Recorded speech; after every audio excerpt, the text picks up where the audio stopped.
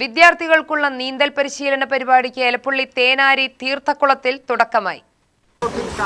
ഇത് നമുക്ക് ഉപകാരങ്ങൾ പറഞ്ഞു കഴിഞ്ഞാൽ നമ്മൾ കണ്ടിന്യൂ 5 കിലോമീറ്റർ 10 കിലോമീറ്റർ കണ്ടിന്യൂ ചെയ്യാം. കേട്ടോ, കളല്ല നാടൻ തുള്ളി പറയുമ്പോൾ ഇങ്ങനെയാണ് പോകുന്നത്.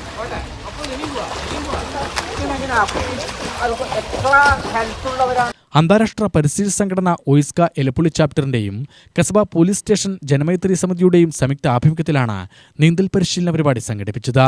ഒയ്സ്ക സംസ്ഥാന പ്രസിഡന്റ് ഡോക്ടർ എൻ ശുദ്ധോധനൻ ഉദ്ഘാടനം ചെയ്തു.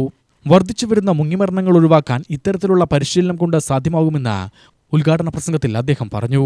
10 വയസ്സിന് മുകളിൽ പ്രായമുള്ള ആൺകുട്ടികൾക്കും പെൺകുട്ടികൾക്കുമാണ് പരിശീലനം നൽകുന്നത്. ഒയ്സ്ക ഉത്തരമേഖല വൈസ് പ്രസിഡന്റ് പ്രിയ വെങ്കടേഷ് അധ്യക്ഷയായി. S Keshavadas, V Chenthamara, S Gopalakrishnan, R Shakunthala, M Geetha, S Kumari, Jayanivas എന്നിവർ പ്രസംഗിച്ചു. UTV news, Palakkad.